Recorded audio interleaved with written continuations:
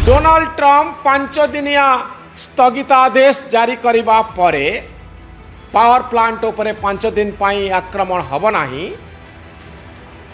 Crude oil बा अशोधित तेलर दर 10% कमी। Stock market रे सामान्य परिवर्तन लक्ष्य करा जाउछि।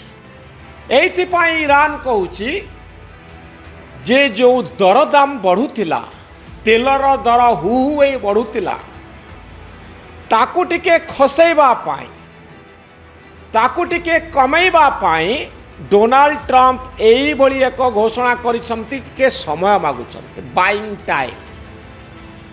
एई समय भितरे पुणी आउ एक प्रस्तुति हब, स्ट्रैटेजी तैयारी करा जिवो ईरान को ध्वंस करबा पाई।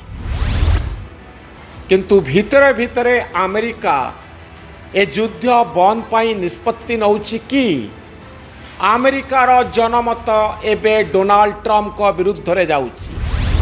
एभली एक युद्ध पाई मूल्य दबा लगी अमेरिकार लोक माने प्रस्तुत नुहंती। सारा पृथ्वीर जनमत युद्ध विरोध रे रही। नमस्कार। पृथ्वीर सबुठारो बड़ शक्ति क्षमताशाली डोनाल्ड ट्रम्प, जी सब बड़े अमेरिकन पावर कथा कहती, अमेरिकार शक्ति कथा कहती, तांकु आजी ताच्छल्य करुछि ईरान भली गोटे राष्ट्र जी युद्धरे ध्वस्त विध्वस्त होइछि, जहाँ उपरे घन घन आक्रमण करा जाउछि। सेही भली युद्धरे पीड़ित गोटे राष्ट्र ईरान भली गोटे छोट राष्ट्र अमेरिकार राष्ट्रपति को ताच्छल्य करुछि, कहूछि शैतान रो पराजय, डिफीट ऑफ द डेविल। कहीं ईरान एभली प्रतिक्रिया प्रकाश करुछि। Donald Trump 48 घंटार महलत देइथिले। 48 घंटा भितरे स्टेट ऑफ हॉर्मुज बा जो जलपथ देई पृथ्वीर 20 रु 30% तेल यातायात करिथाए स्टेट ऑफ हॉर्मुज, से जलपथ को संपूर्ण मुक्त न कले 48 घंटा भितरे ईरान रो समस्त पावर प्लांट को ध्वंस कर दिया जिवो, पूरा ईरान को अंधार कर दिया जिवो। ए थिला डोनाल्ड ट्रम्प कर धमक। आउ प्रत्युत्तर रे ईरान कहिथिला जे अरब राष्ट्र गुड़िक जो पानी विशोधनागार रखिचंती, समुद्र पानी को मधुर पानी रे परिणत करी पिउचंती, सेही राष्ट्र गुड़िकर एई पानी विशोधनागार को मु नष्ट करदेवी। युद्ध भय जेतबळे चरम आड़कू जाउथिला, शेष परिणति आड़कू जाउथिला, हठात डोनाल्ड ट्रम्प कहले जे 5 दिन पाई एई भली आक्रमण को आमे स्थगित रखुचु। कहउचंती जे गत 48 घंटा भितरे ईरान पक्षरु फोन आसीथिला, से माने कथा होइथिले, आम भितरे भल आलोचना होइछि, प्रोडक्टिव डिस्कशन बोली से गोटे शब्द उच्चारण करुचंती। तेणु 5 दिन पर्यंत कौनसी आक्रमण करा जिवो नाही।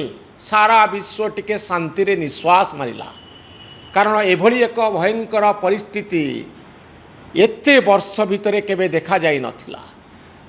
किंतु ईरान ताच्छल्य करी कहूछि जे शैतान रो पराजय हला, डोनाल्ड ट्रम्प डरी गले, आमे कौनसी आलोचना करिनु, आमे कौनसी आलोचना पाई प्रस्ताव रखिनु, ये तुमर पराजय, तमे डरिल, आउ स्ट्रेट ऑफ हॉर्मुज को आमे मुक्त करिबु नाही।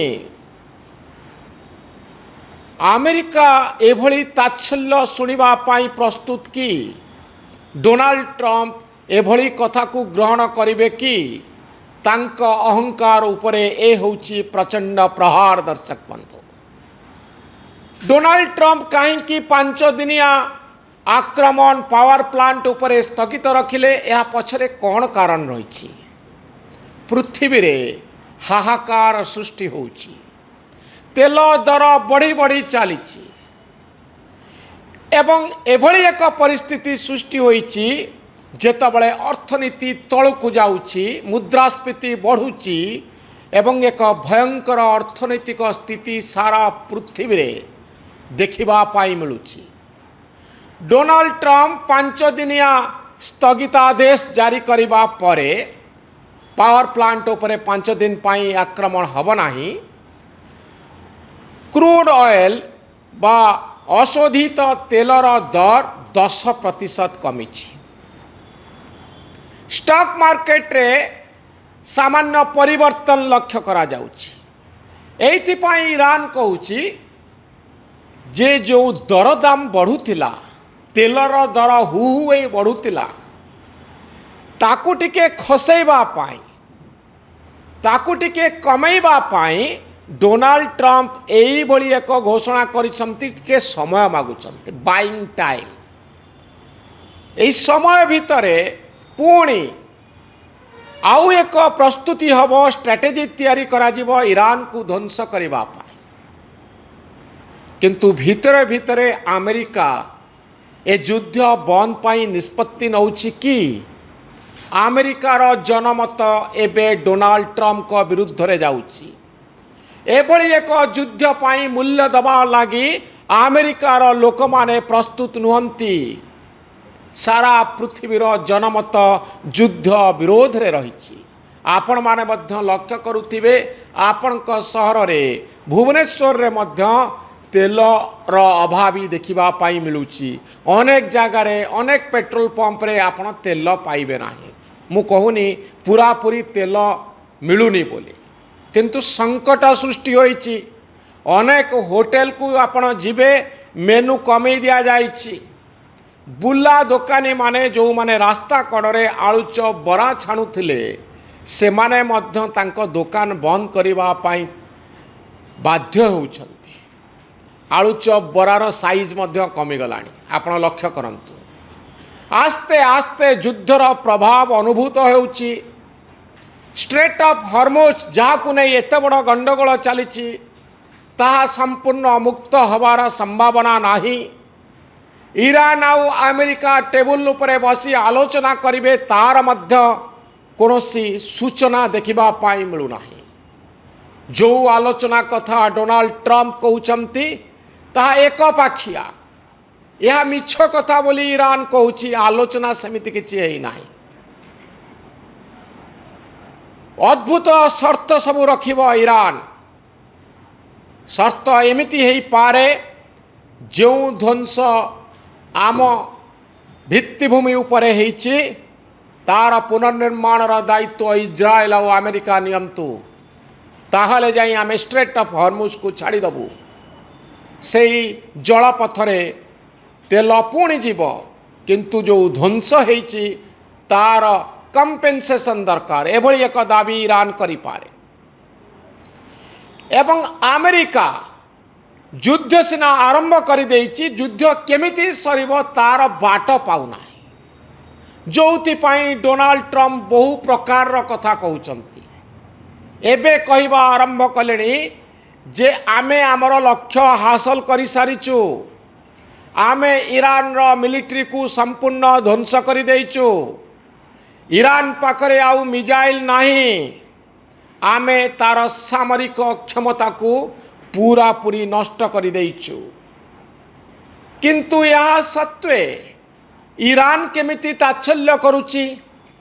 ଇରାନ କିଭଳି ଡୋନାଲ୍ଡ ଟ୍ରମ୍ପକୁ ସିରିୟସଲି ନେଉନି?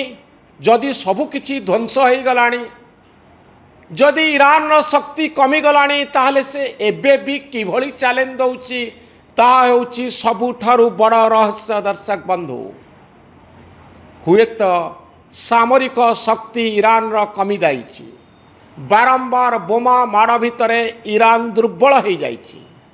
କିନ୍ତୁ ଇରାନ ଭିତରେ ଯେଉଁ ସବୁ ଗୋଷ୍ଠୀ ଅଛନ୍ତି, ସେମାନେ ବିଭିନ୍ନ ପ୍ରାନ୍ତରେ ଅଛନ୍ତି, ଷ୍ଟ୍ରେଟ୍ ଅଫ୍ ହର୍ମୁଜରେ ଅଛନ୍ତି, ଯେଉଁମାନେ ଏଭଳି ଆକ୍ରମଣ କରିପାରନ୍ତି ଯାହାଫଳରେ ଆମେରିକାର ଜାହାଜ ତଥା ପୃଥିବୀର ବିଭିନ୍ନ ଦେଶର ତୈଳବାହୀ ଜାହାଜ କ୍ଷତିଗ୍ରସ୍ତ ହୋଇପାରନ୍ତି। ए भय सबुबले रहुछि। तेणु ईरान पाखरे शक्ति कमिगले भी तार पराजय है नाही।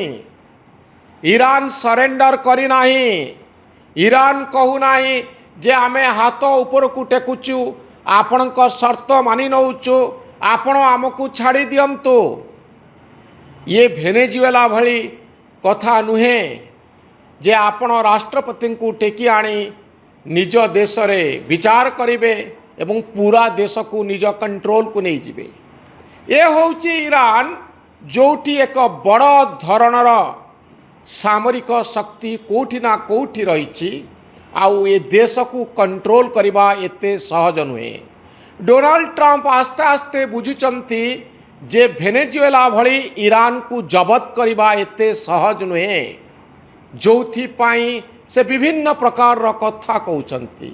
ईरान को ध्वंस कर दिया जीवो, तार समस्त शक्ति ध्वंस पाई जाइछि, आउ सेतिकी बेले ईरान ताच्छल्य करुछि।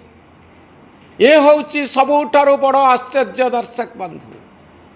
ए 5 दिन भितर किछि घटिब कि? आलोचना पाई बाट प्रशस्त हब कि? ईरान आउ अमेरिका आलोचना करिवे कि? इज्राएल मझिरे बसिब कि? एवं शांति प्रस्ताव को नहीं आलोचना हब कि? से भली कोनोसी सूचना नाही जेतबले ईरान अमेरिका को ताच्छल्य करुछि। शांति पाई थिबा जाति संघ कुआडे गला केही जानी पारु नांती। यूनाइटेड नेशंस बर्तमान कोठी?